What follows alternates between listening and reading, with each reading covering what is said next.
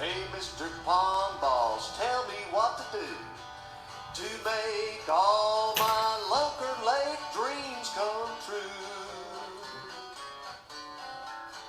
Hello everybody, Bob Lusk, the Pond Boss, coming at you live and in person right here from Gordonville, Texas on this sultry February Wednesday the 12th.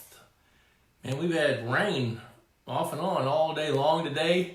I see Michael Gray up to bat. Good to see you there, Michael. Get my little laptop going here so I can see what's happening real time. But what I thought to talk about today, I see Tim Stewart, Mike Trail, Leanne's checking in. I think what I want to talk about today is habitat. I called our good friend Jacob West. Some of you guys know Jacob. I know Tim does. And I said, hey, Jacob, how's your lake? What's going on? Have you guys started letting it fill up yet? Because they've been working several years on getting a lake built over near St. Joe, Texas, west of us. There's neighbor. Hey, neighbor, Willie Howe. Good to see you, buddy.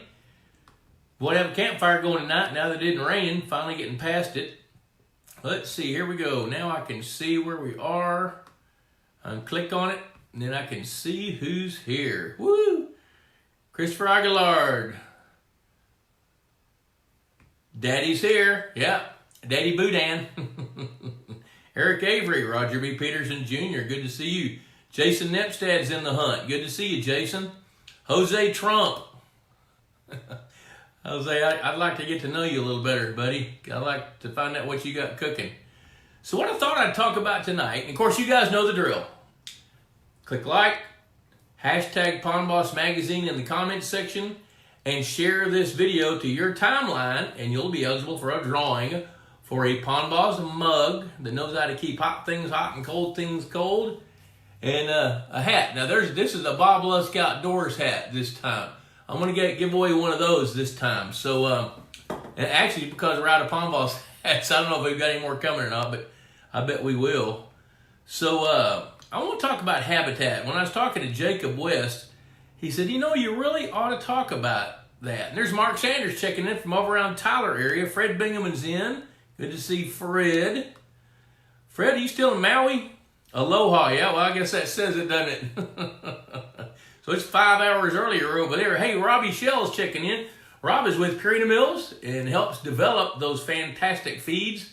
You know, and fish food is just one of a big, long lineup of all kinds of products that Rob helps oversee. He helps with the wildlife side and as well as the fisheries and a number of the other lines of Purina feeds. And, of course, Purina is a sponsor of this show, and my favorite thing about Purina is how willing they are to work with our niche industry to create the best foods for the fish that we feed. And I'll be forever grateful for that. Fred's going to be in Hawaii one more week. What are you doing, staying there 2.5 months? That's cool as heck. Scott Angelico, hey, buddy. So, when I was talking to Jacob, he said, you know, you really ought to talk more about habitat because people really, I think, basically understand the need, especially for bass, to have a place that they can hide to ambush from. He said, but I've heard you talk about this enough to know that there's a lot more to it than that people should think about. So I thought I'd do that. There's Justin Schenck checking in from the left coast. Good to see you, Justin and Dick Tabert's checking in. He's clicked like. Good job. You know, while we're out there, if we've got any new viewers, let's see, we got 37 people watching right now that I know about. Pond Boss Magazine comes out every other month, 6 times a year. It's $35 for a year. It's cheaper than what we're going to spend Friday night on Valentine's dinner. And that's gone in a day. This keeps on giving for a full year. And seriously, it's just full of good information. And if you haven't seen a copy, send us an email at info@pondboss.com. We'll send you one so you can see what it's like. Look at their videos hiccuping, says Frank James. Well, is it hiccuping for anybody else? Because it doesn't look like it's hiccuping here. So I don't know. Troy Seal from Eastern Tennessee. Good to see you, Troy. I wonder if you and Michael Gray know each other. He's from around the Nashville area. Nashville. Tim Stewart says it's 70s and a full moon in Florida. Are those two related? I bet it's not 70 where Drew Hayes hanging out. He's up in Pennsylvania. At least that's where he hangs his hat from time to time. We'll talk about habitat. The most important thing first is water. If you don't have good, my phrase is happy water, nothing's going to live in it. So nothing else matters if your water's not healthy. And we've talked about that. We'll talk about that again. There's Bear Brundrett. Good to see you, Bear. The next thing that's most important is habitat. And my favorite little catchphrase for that is, as goes the habitat, so goes what can live in it. There's Jennifer. Hey, Jennifer, I bet you're proud of that baby boy of yours. I saw your post on Facebook about his Invictus Award. That's pretty daggone cool. Congratulations. That's very, very cool. I'd be proud too.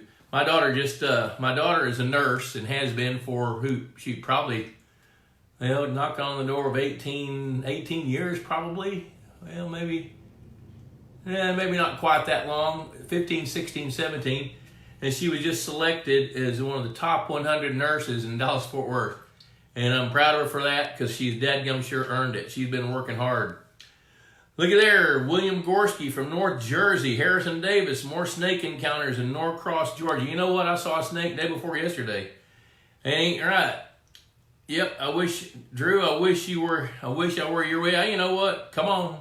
It's wet and muddy here, but it's probably not as cold as it is there. Although we're going to have a low in the 20s tomorrow night, so what the heck. All right, habitat. When you start thinking about habitat, there's a number of things that I want you to consider.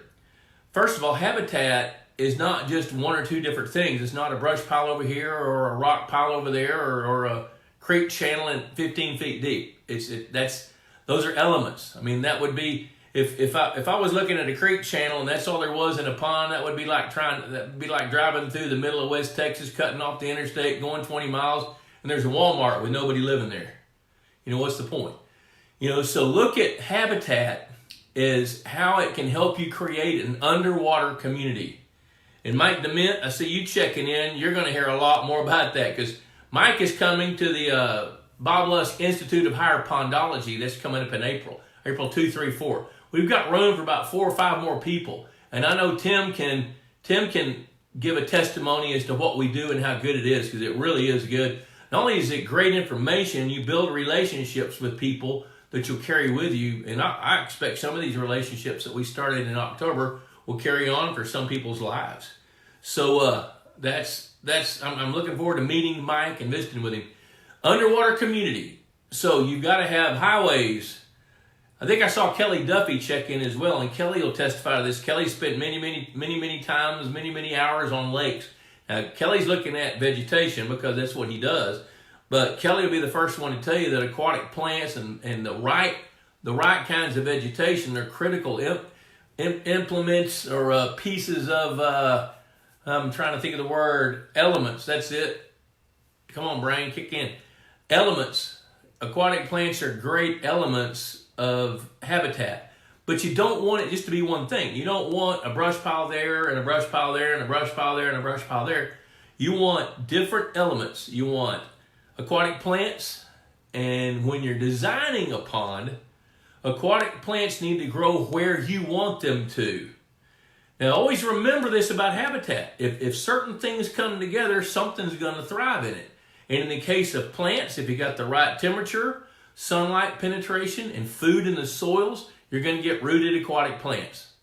So that's why we try to minimize shallow water in ponds so we don't have too much vegetation. Now, how much habitat's enough? I'm going to tell you 20 to 30% of any pond is plenty. And if you have all the elements, now here's what they are. You got to have places for fish to spawn. You have to have places for little bitty bait fish to be able to hide and feed and grow. You need places for intermediate sized fish to be able to hide, seek cover, and grow. Then you need places for the bigger fish to be able to ambush, congregate, loaf, and travel paths are good. That's what creeks do. Creek banks or drop-offs are actually travel paths as well as ambush points. For example, a big largemouth bass prefers shallow water next to structure like a log with quick access to deep water. And there's several reasons it wants quick access to deep water. For example, if you've got a drop-off in your pond and you've got a big oak tree, big meaning 25 feet tall, that you can push over in there and leave the canopy on it, have the root ball in shallow water, have the tree trunk at about a 45-degree angle, and then the canopy of the tree in the deeper water. The canopy attracts medium to large size bait fish. The trunk attracts larger game fish like bass. And the root ball, if there's not a lot of dirt in it, attracts tiny fish because it's up in shallower water. So you want to utilize the different depths with the different elements of your habitat. Let's see here. We got Steve Carroll checking in. It's cold and raining. I feel your wetness, man. It's cold and rainy here. Except just a while ago, I looked out the window and saw this thing called the sun. So there is hope. Jason Nebstad, what are the dates for the Pondology? April 2, 3, 4. It's a Thursday, Friday, Saturday. Thursday's all day in the classroom talking about the basics of pond management. Friday morning, we have some lectures where Mike Otto is going to come in, and I'm working on a lineup of speakers. Looks like Sue Cruz may be coming to talk about aeration. We're going to have John Redd come talk about windmill-driven aeration. I'm trying to get Bruce Condello if he'll come. I'm going to ring his number here and talk to him here in another day or two to see if I can't start firming him up. And then in the afternoon on Friday, we're going to do some hands-on things like building a Secchi disc, put together a feeder. We start sampling a few fish, seining ponds, learning how to handle fish. And then on Saturday, a good majority of that day is we're going to go analyze the lake. We're going to electrofish. We're going to set nets. We're going to pull seines. We're going to analyze water, do water chemistry. So we're going to do a bunch of things that you can actually use to take all the different pieces of pond management and put them in a big box and put a bow around it. And we'll have great food. I'm a pretty good cook, and we got help with cooking as well. So, and we got a great outdoor space, fire pit. So we'll have plenty of social time as well, where everybody can get together in the kitchen and talk. You know, we gather around the table. So it's really, really fun. Frank, I don't know what to tell you about the video hiccuping, because I'm watching it here on both my laptop and my phone. It looks like it's flowing pretty smooth. Aaron Schulte, good to see you, man. Stephen Carroll from Arkansas Cold and Renting. As we talked about that, let's see. Jamie Puckett. Derek D.Q. Qualls needs help fishing, does he? Let's see. Are yellow water lotus good plants for habitat? You know, I prefer not. I'll tell you, Trey, I don't really like lotus, and I'll tell you why. That's an invasive plant. Go back to the concept I was talking about a while ago. You want 20 to 30% of the surface area of your pond with some kind of habitat. Now, let me justify that. If you have less than that, it's probably not enough. If you have more than that, it's too much. And too much actually acts to disperse fish. Like, for example, I was talking to a guy earlier today whose lake last year in June was about 60% covered with a pretty invasive aquatic plant. He had milfoil. So an applicator came in and killed about a third of his plants. And when they died, those plants died. Milfoil is notorious for needing sunlight to really thrive. A lot of plants can live without it for a while, but in this case, the water turned green, so the water became fertile. It was really, really clear to about 8 feet. And when that 30% or a third of his aquatic plants died, his milfoil released its nutrients, it fertilized the lake, the water turned green, blocked the sunlight off the remaining plants, and over about a month's period, they died. So all of his aquatic plants all died within about 8 weeks from the time that the first batch was treated, and it was kind of a cause and effect thing. And if he'd had some diverse habitat, that wouldn't have been a bad thing. Now, he'd added some artificial structures, some moss-back fish attractors in there, but not nearly enough to help if all of this plant life died. So we were talking about what he could do to make it better and how did all those plants die. Plus he'd stocked a bunch of grass carp in there 5 years ago in 2015. So the value of habitat is real significant. The reason we want 20 to 30% is because what I have figured out over time, and this is also, that number is also science-based from other people besides me, but what I've learned over a long, long time of being in an electrofishing boat, draining ponds, fishing, spending time sampling fish. I've literally done thousands of electrofishing surveys over my 40 years. And 90% of the fish typically live in about 10% of a pond or a lake on any given day. So, in the beginning I thought, well, heck, all you got to do is design habitat in 10% of a pond and they're going to live in it. Well, the reality is that 10% changes as the season changes. When we get to in springtime, they're up shallow spawning. You need plenty of escape cover for newly hatched baitfish. So you need dense structure for them. That's where you need aquatic plants or real dense brush piles. And whenever I go to a lake and there's a beaver lodge on it, man, I head for that beaver lodge with the shocker boat every time. And that's where the majority of the intermediate sized bluegill are going to be hanging out. And it looks like popcorn when you put those electrodes into a beaver lodge, and they just pop up everywhere. It's really kind of fun to watch. I see Ron Ardoin. I think Jennifer beat you to it, buddy. Hey, congratulations on your son's award. That's very cool. I told her earlier. So, let's see here. Frank James, my biggest largemouth seem to love wood, especially fallen timber. Brush seems to be used by smaller largemouth bass or copper nose bluegill, and that's exactly right.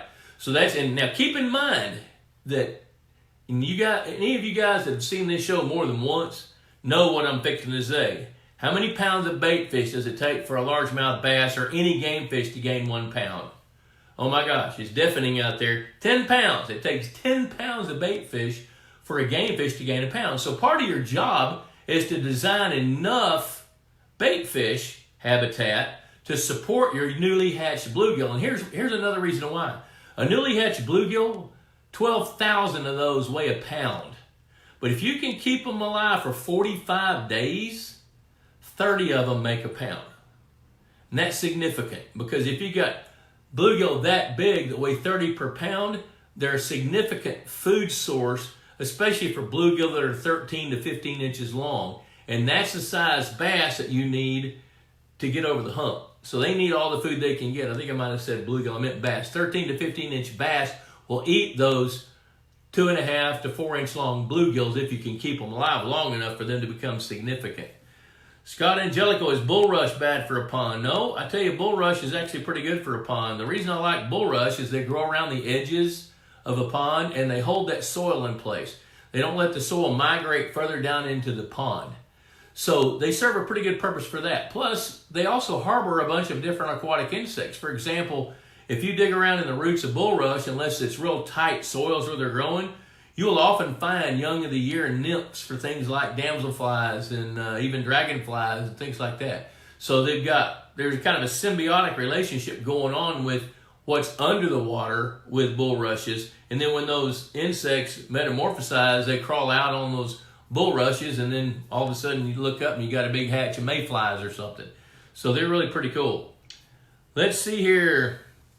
Looks like Tim Stewart's throwing a challenge out there. He says, Danny Mack, Mark Primo, Jacob West, first one to grow a 5-pound bass in our respective ponds wins. Well, what are you going to start with, Tim? Because I know Jacob West, he'll go buy a 4.5-pound bass, just give it 30 days and whip your butt. So how are you going to start this? You're going to start off with fingerlings? Let's make the rules here. Come on. Christopher Aguilar, watch out, Bob. There's some Mississippi State troopers on here. Hey, I'm doing the speed limit. I think they're the ones speeding. Glad to have them. Harrison Davis, is that 20 to 30% surface area or volume of coverage for fish habitat? That's a good question. Hey, Matt Hines, good to see you checking in with us. Harrison, 20 to 30% of the surface area. So if you got a 10-acre lake, 2 to 3 acres of habitat is perfect. And the reason it is because now here's where it starts to get a little bit more fun when you get ready to design a pond. Tim Stewart's going to start with fingerlings. Okay, well, there's your challenge. We'll see who accepts it. I don't know if Danny Mack's back from the bar yet. He'll chime in when he gets in. Mark Primo, it's just now getting dark in South Louisiana, so he's probably been on his track hoe all day unless it's been raining. So I imagine he'll check in here in a minute. So when you start looking at designing habitat, especially for an existing pond that doesn't have enough, one of the first things I think you do is you need to map the bottom of the pond. So you need to know the contours. And the reason you need to know that is because there's going to be some, and the way I break it up when I start looking at a bathymetry map or a contour map, a topography map of the bottom of a pond, is that it jumps right out to me as to where the best places to add structure, add habitat, add cover exist. Now, what's the difference between structure and cover and habitat? Typically, structure is permanent. Cover doesn't have to be. Cover can be aquatic plants, or it can be things like Christmas trees or cedar trees that you put in that are going to last 18 months to 3 years and then be gone. So cover is notated more with temporary habitat.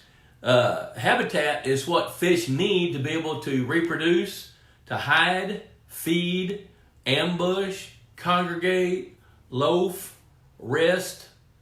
So when you take all those different elements and then you start thinking about it underwater, think of a community.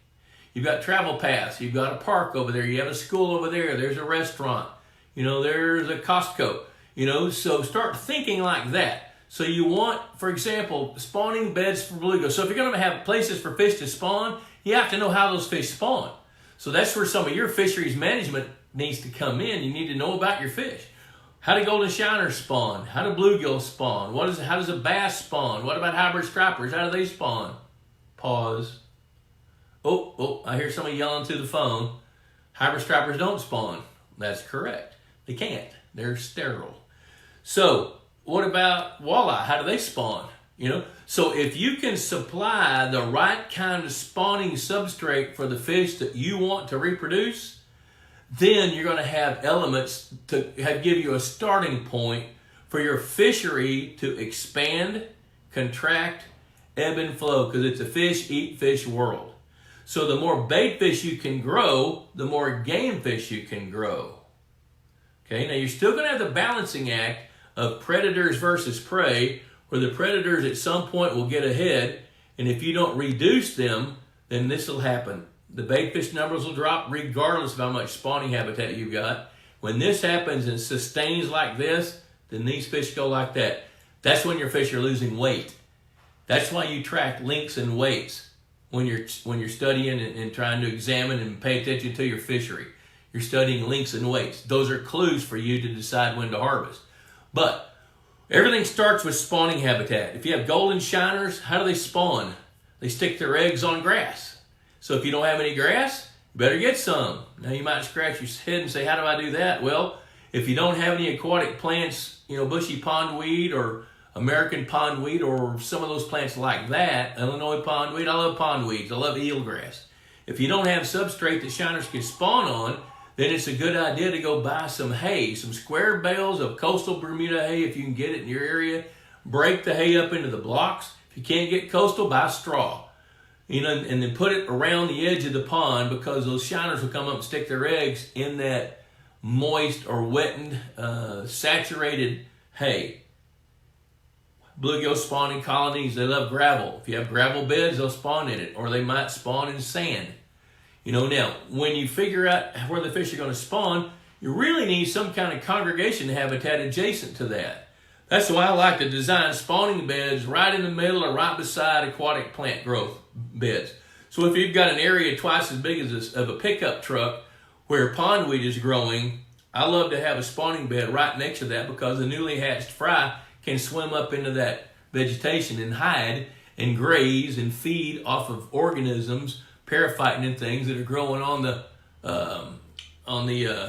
underside of the leaves or on the stems of those plants.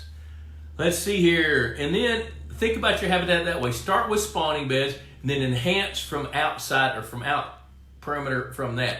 So next to the spawning beds and shallow water headed toward deeper water, that's where you may want to put a couple of brush piles or a tree, or a cedar tree standing up. If you use cedar trees, stand them up. Take the time to put them in a bucket. Cut the bottom limbs off, put them in a bucket, fill it with concrete, sink it where it's standing up. If a cedar tree stands up, it will last almost 8 years. If you lay it down flat, it'll last about 3. And then also, at that point, now when I said do a contour map, look at your contour map and build it yourself if you want to, or hire somebody to come do it. But when you see that contour map, you're looking for areas of the most rapid fall. That's where you want to put a log. And take a log, say 25 feet long, whatever you got, leave the canopy on it if you can, and put that log. Now, of course, I'm talking fast and making it sound easy. not as easy as it sounds. A lot of times what we'll have people do, if they've got a lot of vegetation growth around the edge of the pond, we might hand select a few trees, half cut the trees and let them fall over in the water, especially where the water drops off into a deeper zone. Because here's what happens. Here's the other things that you got to think about. If you've got a normal pond that doesn't have aeration, you're going to have a thermocline halfway down. So if you've got water 18 feet deep, you can pretty well bet your thermocline is going to be at 9 feet. If it's 12 feet deep, you have a thermocline at 6. You want the bass type of structure to penetrate the thermocline. Because in the summertime, bass are going to be way, way, way more concerned about temperature than they are oxygen. And if you've got a tree that breaches the thermocline, they will linger close to that tree as they're getting down in that cooler temperature looking for thermal refuge in the summertime. And if you can do that and you can congregate them, you stand a better chance to catch them in those dog hot days of summertime. There's Morgan Tyler. Morgan Tyler is a good friend of ours. Morgan also works for Purina Mills. Robbie Shell checked in a while ago. Morgan, good to see you. Let me scroll up here. Let's see here. Holy cow, I got to look.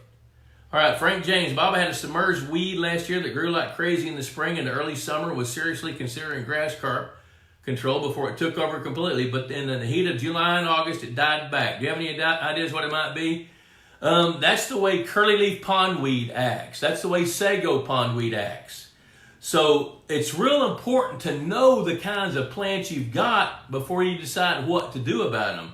There's Mark Cornwell checking in from upstate New York. The fish professor writes for the magazine. He's a fisheries professor up in SUNY Cobleskill. Tim Stewart, Jacob West might buy a 4.5 pound bass, but he has to have water in his pond. Now, you know what? Yes, he does. They're going to close the valve on that thing this next weekend. Chuck Brinkman says, I sure like to get in on that bass challenge. I got a 2-year head start, though. Yep, he does. And he may have, you know what? Chuck's doing it all right. You guys ought to private message Chuck. Tim, you ought to private message him and find out the things he's been doing. He's been feeding the best Purina feeds. He's in central Missouri. He's growing some giant channel catfish, some huge bass, and some bluegill that are now, I don't know, 4 years old and bigger than your hand, probably 8 or 9 inches long already. He's truly got a shot at some 2-pound plus bluegills over there. Let's see here. Frank James wants in on the challenge.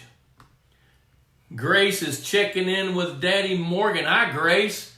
I see pictures of you your daddy shares on Facebook. I love what you're doing and how you're doing it, girl. Get out there. Chris Blood, Texas Hunter Feeders. I love Texas Hunter Feeders. They not only do they have great products, they got great customer service. They're also a sponsor of this show. And Chris is, he helps with product development. He helps with sales. You know, he's great with customer service. I ordered a couple of feeders the other day. I think I ordered them on Friday afternoon. They were shipped out, ground freight, and were delivered yesterday afternoon, which is cool. Bruce Condello. Hey, Dr. Condello. Listen, I was talking about you earlier. You know, I mentioned to you back in the fall, I'd love for you to come and speak at the next Bob Lusk Institute of Higher Pondology. So I want to get on the phone with you and check your dates. April 2, 3, 4. I bet we can throw in a striper trip or something. Throw out a carrot for you. But anyway, I'd love for you to come hang out with us and share some of your knowledge because, folks, Bruce Condello has done some way out-of-the-box stuff that he has created to grow some phenomenal fish, and he lives on a rock quarry. And just the cool techniques of things he thinks of are so far outside of the normal thought process, including mine. And I just love some of the stuff that he's done. So, Bruce, if you can come share just a handful of secrets, that would be cool. Cornwell is saying somewhere in the archives is an article on mapping your pond contours. There sure is. Matter of fact, you know what? I wrote an article, I bet you, 2004, 5, 6 through there somewhere before we had depth finders that would collect GPS points and depths where we could build contour maps. But you can actually take a string with a rock or a bolt or something heavy, a brick tied on it, and you go around and do soundings, have a map, and go out and do soundings and write the soundings down in a John boat, and just go back and forth across the pond each way, and you can plot those depths, and everywhere there's a common depth, you can build a contour, which that's an easy way to do it. I mean, easy sounding, it's cheap, it doesn't cost much. Well, the American Sportfish Hatchery guys, they've got all kinds of sophisticated sonar units now. And there's companies out there that actually map ponds for a living, ponds and lakes. Chris Landeck, Bob, I have a 1 1/4 acre pond near Brenham. 2 years ago it was overrun with only green sunfish. I put 40 largemouth bass fingerlings in a year ago and they thrived. Added 6 2 to 5 pound largemouth bass last spring. I put 2 trees in for habitat. You advised to add bluegill. How many and when? Chris, you know what? I think I promised to bring you some. That needs to be done by about the middle of March because they're going to start spawning in Brenham, Texas shortly after that. So let me go back and pull up that email where I failed to complete. I think I went down there at Thanksgiving and brought some, but I didn't get there till late at night. Harrison Davis, excellent info. You're welcome. Keith Mowdy, howdy Bob. Keith from Innsbruck. Tell you what, I love how Innsbruck works. You guys have got some, and it's Chris Chavetta. You know, Chris Chavetta is such a highly organized, highly motivated guy. He loves fish. He loves the biology behind it. He just loves water. And you know what? You guys are fortunate to have all you guys out there. And Keith, glad you're checking in. Scott McClurg checking in from Lincoln, Nebraska, right there, not far from Bruce. Kevin Briggs checking in from over there along the eastern seaboard. And let's see here. Jason Epstead, I'm in Facebook jail. Don't think some of my messages are showing up. Uh-oh. I can't imagine you being in Facebook jail.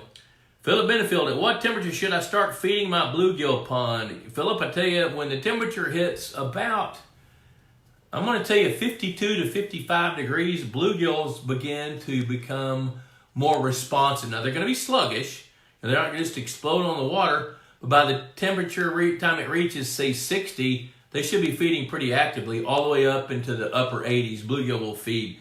So I'm not sure, I don't remember where you are, but pick the temperature of about 55 going up. That's the temperature. Pick 55 going up. Start feeding consistently, then feed 1 time a day. And as the temperature gets into the 60s and you see the fish feeding more aggressively, then I'd consider setting a second timing and feed another batch of fish. Feed them again 8 hours later. Now here's why. When that feeder goes off for 10 seconds, it's going to throw off a Texas Hunter feeder, depending on which feed you use. I'd use Purina's Aquamax MVP. That's a perfect fish food for bluegills. What goes on is those pellets, there's 9 different sizes, and they range in size from about that big up to about, I think, 3/8 of an inch. So you can feed small fish. Now the cool thing about MVP that I love, and it's by design, is about 20% of the pellets are small enough that they're not extruded, so they'll slowly sink. And that's important because the most aggressive fish, the fastest growing fish, are going to get to the feed first. And they're going to hit the top, and they're going to explode on that feed as the temperature gets higher. Well, fish are just like other livestock, believe it or not, just like dogs, just like cattle. You're going to have some that grow faster than others, just like deer. Some are going to get bigger. Some are not going to grow as fast. Some are aggressive. Some are passive. Some have the genetic propensity to grow large, and if they're aggressive, they will. So then that second batch of fish, which are not quite as aggressive, then there's another batch of fish, so they're so timid, they might just show up and watch everything from the sidelines and not get anything. Well, when those small pellets just filter down through the water, those younger fish can get a chance to eat some fish food. So start feeding them, and once the feed gets eaten, say within 10 seconds, it's time to set up a second feeding. And what that does is it allows your most aggressive fish to eat, a few smaller fish to eat, and then when you do your second feeding, that gives another batch of fish the chance to eat more. So that way the feed is getting spread out among more fish rather than just those fish that are aggressive enough to eat it as fast as it comes out. Now keep in mind that for most ponds, feeding is supplemental to what the pond's going to produce. So if you're feeding bluegills, for example, part of the reason you're feeding them is so they can develop more eggs, have more babies, so you can have more babies to feed more game fish. So there's a multiple purposes to feed the fish. But I'm going to tell you this, the most aggressive fish are going to get most of the feed. So that's why you want to have more than one feeding. Some guys, I think Chuck Brinkman might even feed 3 times a day. And I see Ron putting something up. We'll read that in a minute. But in areas like where Ron and our buddies down there in South Louisiana are, they've got the climate where they can pretty much feed all year long. Aguilar and those guys, Primos, all those guys, they can feed all year long. because then the fish are going to eat the fish food. But so their limiting factor that they got to pay attention to is the water quality. So that's why they get more into aeration than some of the ponds as we go further north. So let's see here. The pond boss has spent time at the quarry. Mike DeMint, he's in. He stocked largemouth bass June of last year. Looks like Mike DeMint's checking in with you, Tim. Let me see. I'm going to back up here a little bit because I'm missing some stuff. Holy cow. Woo. Okay, the challenge rules are as follows. Must be Pond Boss subscriber to enter. I love that marketing tool. You the man. Holy cow. Let's see. So, shortest time from stocking fingerlings to catching a 5-pound bass on rod and reel wins. I'm at a disadvantage because I don't have the availability of feed trained largemouth bass. Yeah, but you got the availability of South Florida where you got 400 days in a row every year. Chuck Brinkman says, I'm thinking about dropping a post oak into the pond next to the dam that is about 2 feet on the trunk with a large canopy. Given that my pond is 3/4 acre and 12 feet deep, could the tannic acid in the tree be detrimental to water quality? No. The tannic acid on a tree that size in a 3/4 acre pond will not be detrimental because it won't decompose fast enough. It will decompose slowly. Now what it might do, and especially if you're, you know what I would do? I would check my alkalinity. If your alkalinity is under 40 parts per million, you may want to lime it before you put the tree in.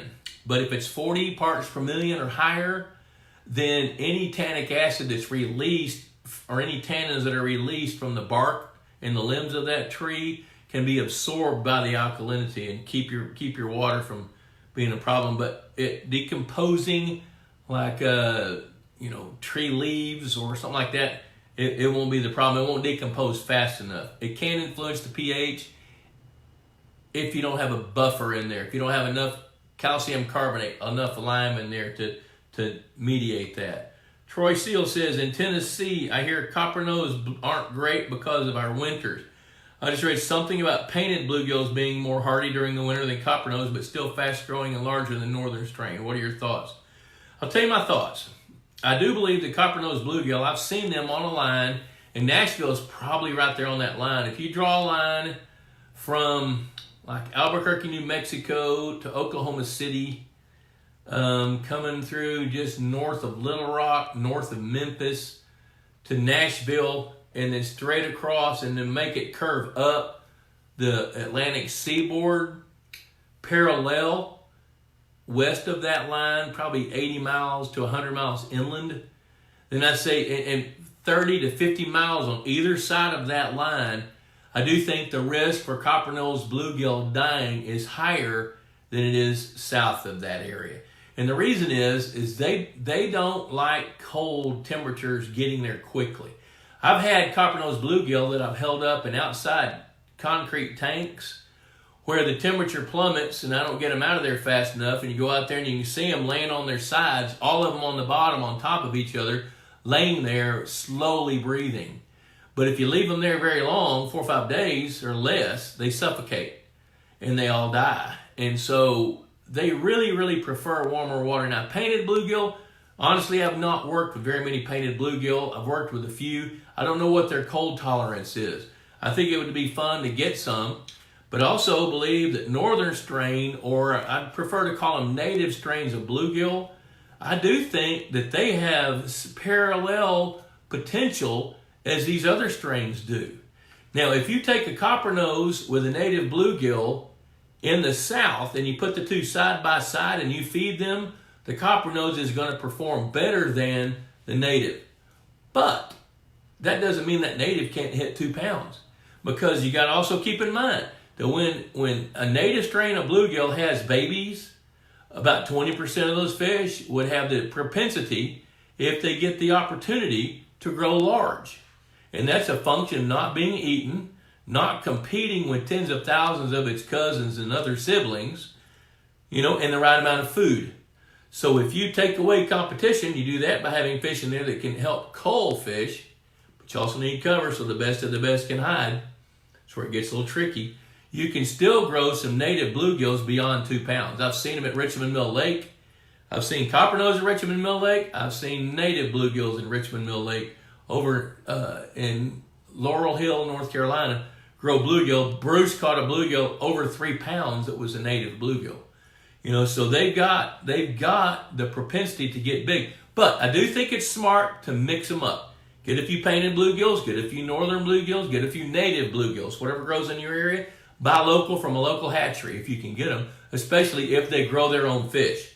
Now, most hatcheries that don't grow their own fish, those bluegill come out of Arkansas because that's who grows a lot of fish. So be sure you know the source so you can make a smart decision. I'm not saying one source is better than the others, but if you can get a local source, that would help hedge your bets. Let's see here. Christopher Aguilar, what's the best time of year to add lime to an established pond? Typically, most people that add lime do it right now, from now till about the middle of March. And that's because that's when lime is most available. Agricultural lime, people are typically buying it to put it on farm fields, to lime the soils. So the best time to do that is right now. So if you can find some lime, man, I'd get on it right now. Okay, let's see here. Philip Benfield, Central West Georgia. Is that water temperature, air temperature? Water temperature. Air temperature influences the water, but you can see the air temperature change 25 degrees in 2 days and the water temperature changes 5. So be checking your water temperature at 1 foot. Let's make it simple. Water temperature at 1 foot. If you'll do that, check that temperature. When that temperature is 55 degrees on its way up, that's when you can start feeding your fish. Chris Landeck, Bob, I can order bluegill locally. Just need to know how many to order for that size pond. Let me see. Let me go back here, Chris. Let me look here a minute. Remind me, what'd you say is a quarter? 1 1/4 acres?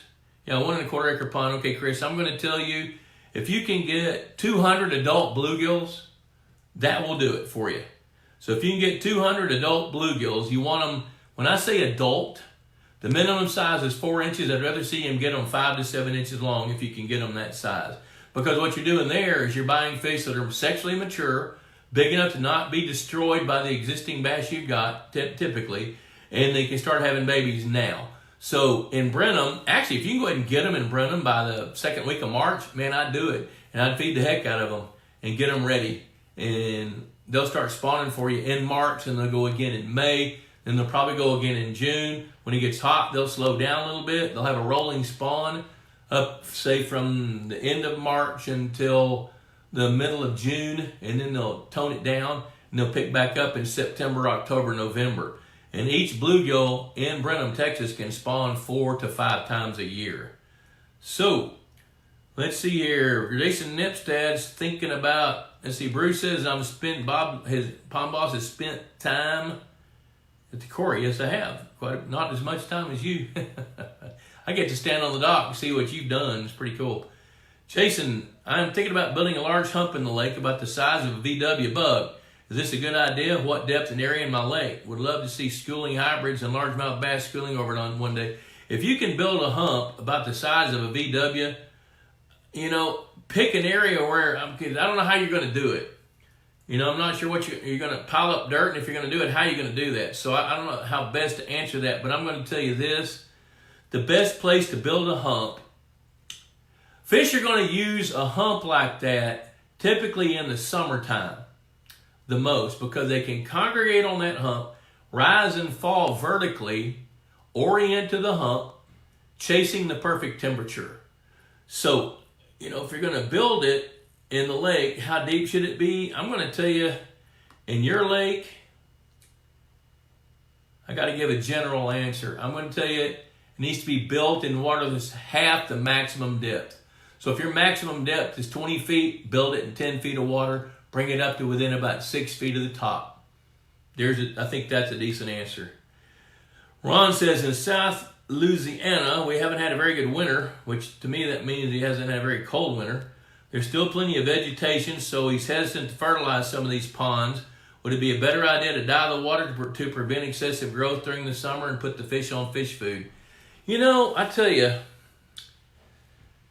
I'm going to answer that. You dye the water to minimize UV ray penetration to the bottom. But when you dye the water, you take away any chance that you're going to have a decent plankton bloom. So when that happens, then you're going to minimize survival rates of your newly hatched fish because they're not going to know to come to fish food. So I think if the focus is on trying to grow more bait fish or grow more fish or make it a fishing pond, that you want to avoid the dye unless the dye can be diluted by the time the water temperature hits 60. Means then you can have fertility.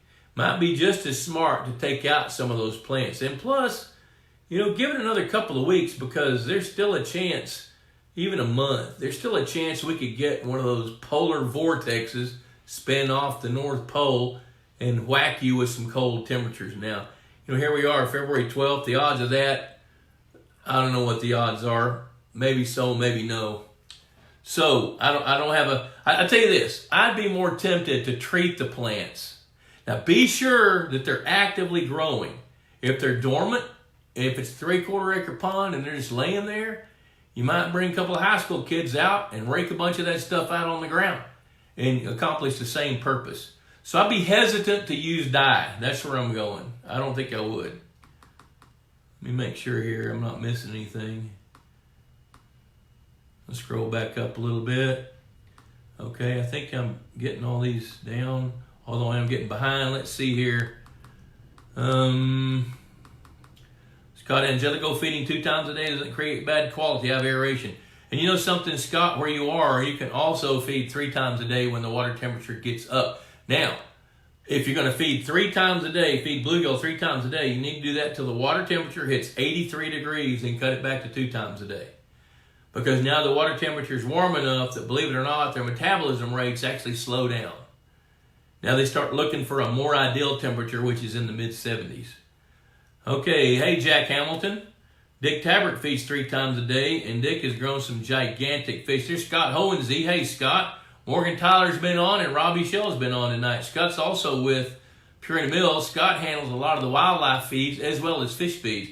If you have a wildlife question about feeding fish, feeding deer or something like that, turkeys, quail, Scott Hohensee is the man. Private message him. Like right now, I know that people need to be feeding protein to their deer because, we're coming off the rut. The bucks are in the worst shape they're going to be in. Their wintertime food sources have been depleted. Protein to feed the bucks, but even more so feed the does because they're getting ready to have fawns and they're going to have to lactate. So rebuilding body condition of deer right now is a good time to feed protein. And Scott's the kind of guy that can guide you through that. Actually, Chris Blood with Texas Hunter can as well. John Wilson's checking in. Good to see you, John. Are you at baseball camp? Or you know what, man, you're all over the place, dude. I'm not jealous of very many people, but every time I look up and you're in a different place, I think that's cool. I'm so happy you get to do that. That's fun.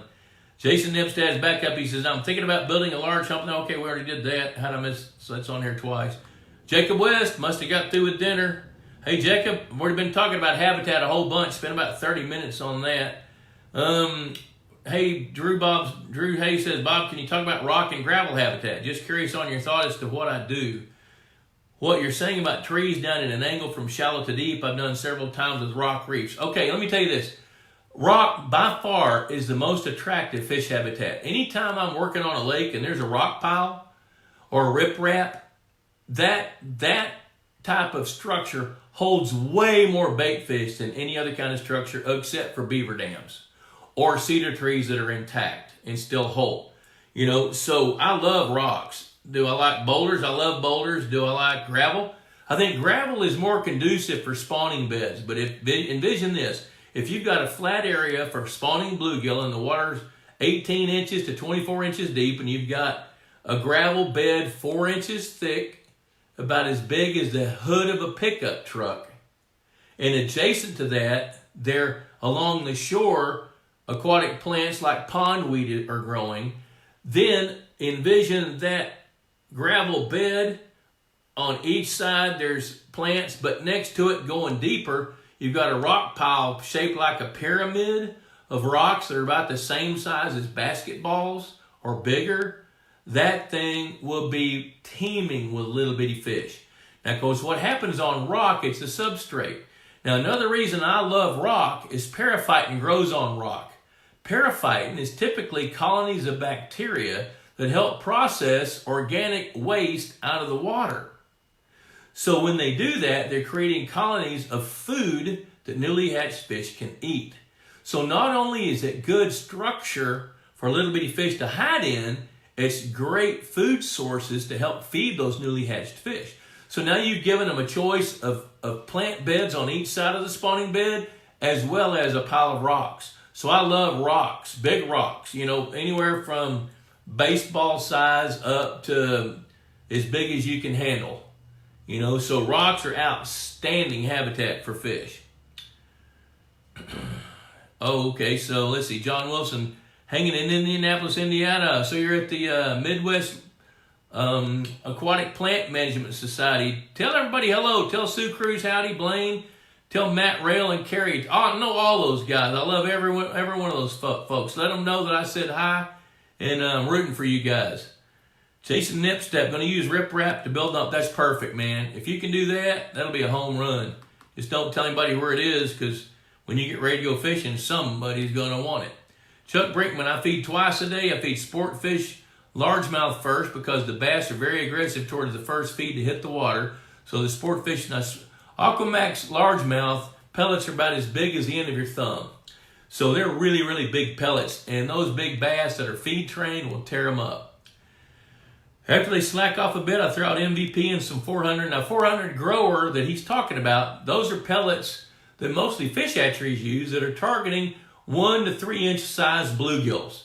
So the 400 grower is used to grow anything from little baby trout to baby channel catfish on hatcheries, as well as bluegills. So in a sport fish pond, what Chuck is doing is he's increasing the odds of survival of his young bluegills, especially once they get to a quarter to a half an inch in size. He's going to increase their odds of survival, which gives his bass something else to eat when he's not throwing out those great big chunks of fish food. Chris Blood, hi Bob, thanks for the wealth of information. How we can get you to come out to a lake and put together a management plan. Chris, I can always count on you to help me promote what I do. There's two things I do want to promote right now. I do want to promote the Bob Lusk Institute of Higher Pondology. We've got room for 4 to 6 more people, 4 to 5 more people, and depending on if one of those is a couple. And it's going to be April 2, 3, 4. It's $1,500 for the whole kit and caboodle, which includes housing until we're full. And when we're full, then you got to find the cabin, and it's on you. All the food, adult beverages, drinks, and we'll ask you what kind of foods and drinks you like, and we'll provide all that complimentary. The place to stay and the wealth of knowledge, and you're going to get your hands wet. You're going to get to handle a lot of fish. The knowledge you get is going to be whole. It's going to be starting off from water chemistry to habitat to all the fundamental things I preach, genetics, harvest plan, the food chain, all those things you're going to learn about. Then you're going to get to go out and do it and see it, touch it, and feel it. So if you want to be in the pond management business, or if you have a passion for ponds and you want to make your pond better, we had a couple, a retired college professor and his wife owns a staffing company in Kansas, come because they wanted to manage their own ponds. He's retired, she's nearing retirement. They want to do their own pond management. They want to know how to treat weeds, how to decide the weeds, how to identify the weeds. Because that's their problem. They have too many plants. So what do they do about it? So they wanted to come learn about that. And the other side, if you want some help designing a fisheries management plan, I am available. Now, right now, I'm in a position where I've got time to help more people. I sold my pond management business, which means I don't manage employees anymore. I don't worry about trucks getting to the shop. I don't worry about bearings wearing out on trailers. I'm not working with employees to make sure they're where they need to be. And most of my clients that are pond management clients are now being taken care of by American Sport Fish Hatchery. So I am free to consult to help design fishing management programs, fisheries management programs for you guys, as well as publish Pond Boss Magazine. So if you're thinking about building a lake, call me. You really need to do that. If you're going to build a lake, we need to talk, especially if you've never done it before. If you've just bought a piece of property and you want to figure out how to manage it, call me. I'll help you with it. I've watched too many landowners make too many mistakes, not even related to the fisheries management side. I was talking to a guy the other day that spent an extra $150,000 because he didn't hire the right contractor to build the lake he wanted to build. I had to let that sink in a little bit. That could have been prevented if you were working with somebody that knows and has been there. Scott Angelico's in Florida. Okay. Chris, thanks for that nudge, buddy. Appreciate it. Tell Mary hello and give her a big hug from Bob and Debbie. Jack Hamilton, will hybrid striped bass work in a Midwest bass bluegill pond? Absolutely will. Now, the thing you got to be careful about is stock hybrid striped bass big enough that your largemouth bass can't eat them. You know, stock them 6 to 8 inches long if you've already got some pretty good sized bass. But will they work in a Midwest bass bluegill pond? Absolutely, yes, they will. Now, the smaller ponds don't work quite as well as the bigger ponds. Hybrid stripers really, really like to have open water. And they love to feed on shad. But they will eat fish food till the cows come home. You'll run out of back pocket money before you run out of feeding, before you'll grow them up as big as they can get. There's David Wright. It's good to see you, David. Tim Stewart, what's the best temperature for skeletal growth in largemouth bass? And at what temperature do they have the highest relative weight? In observations of fish tanks, obviously small sample group, Bass Pro, a lot faster and longer in water around 80 degrees, but much stockier in water about 68. The reason that they're stockier in 68 degree water is because they're developing eggs this time of year. So their relative weight's going to be highest in females when they're developing their eggs. The best skeletal growth is going on with a good food chain, which is going to be after the spawns, typically in the months of May, June, and July. Then they begin to really put more weight on in the months of October, November, December, January, February, as the females are developing eggs. Holy cow, there's much more comments. Craig Dixon, 5-acre pond in Tulsa, largemouth bass range from yearlings to 8 pounds, bluegill fed one steady by hand with Aquamax 500. That's a good choice. Bluegill up to 12 inches and growing. What size bluegill to harvest? Preserve those biggest bluegill. Preserve those 12 inchers. Preserve every one you can. Those are probably 6 years old. So I would preserve, they might be 8 years old. I'd preserve my bluegills that are 5 years old and older, which means cull bluegills that are 6 to 8 inches long, and set a limit. In a 5-acre pond, I'd probably take out 80 to the acre over the course of a year, so up to 400 bluegills. In a 5-acre pond, the bluegills range from 5 to 8 inches. That would be my harvest. You don't want to over-harvest. You don't want to over-harvest those bluegills coming up on the JV. Jason Jones, what about busted concrete? I love busted concrete for 2 reasons. It's readily available, and not only is it readily available, it helps add limestone to the water. Okay, Ron says, I got a call to look at a pond. I haven't seen it yet. Tested the water. The owner has good sized bass, but has very few brim left. Off the top of my head, is that he doesn't have enough structure and to support glowing bluegill and wear it out from the bass. He may have water quality issues. Yeah, other thoughts are, his bass are crowded. If the bass are crowded, they're going to overeat the bluegill. So you're on the right track. You're absolutely on the right track, but also weigh and measure a few fish. Hello, Steve Lewis. What's it like to be retired, buddy? Jason Nipstead, I can't wait until spring when the lake comes back to life and more stocking to follow. Todd Austin, hello. Let's see here. This is telling me I had 24 more comments, but I think I've hit them all at 7:28. Let me look here. Guys, I think I hit them all, but you know what? I'll go back through them, and if I missed a couple of them, I'll answer them in writing. So, you know what? Remember, Pond Boss Magazine. 1-year subscriptions, $35. If you haven't anteed up, go online to pondboss.com and click on subscribe now and subscribe to this magazine. The magazine is what fuels the economy to help us be able to produce a show like this for you guys. And if you appreciate the information like I know you do, $35 is nothing. Matter of fact, see that picture right there? That picture was taken off of Chris Chiavetta's back porch back in December in the midst of a snowstorm overlooking the big lake and I can't remember the name of the lake at Innsbruck, but you Innsbruck guys know that. Steve is feeling pretty good. Your retirement's got to be treating you pretty good. And if you guys remember, click like, hashtag Pond Boss Magazine, share this video to your timeline. You're eligible for a drawing. This time it's going to be a drawing for a Bob Lusk Outdoors hat because we ran out of Pond Boss hats until we get some in. And a mug that knows how to keep hot things hot and cold things cold. Well, guys, I really appreciate you hanging out. We've got room for several more people at the Bob Lusk Institute of Higher Pondology. You can send me an email or look in the upcoming or this current issue of Pond Boss. There's an ad for it in there that tells you all about it. And actually, there's a story about it in the January-February issue of the magazine. So, anyway, it's in, oh, here it is right there. Well, there's the ad for the Pondology course. We'd love to have you guys, and I appreciate you hanging out tonight. And next Wednesday, I'm not sure where I'll be, but I know this, I'll be hanging out with you. So appreciate you watching. So until next Wednesday, and be sure and tell your friends. If you have a friend that needs a subscription to Pond Balls, tell them about it or buy it for them. It's a Christmas gift in February. See you guys next Wednesday. Adios.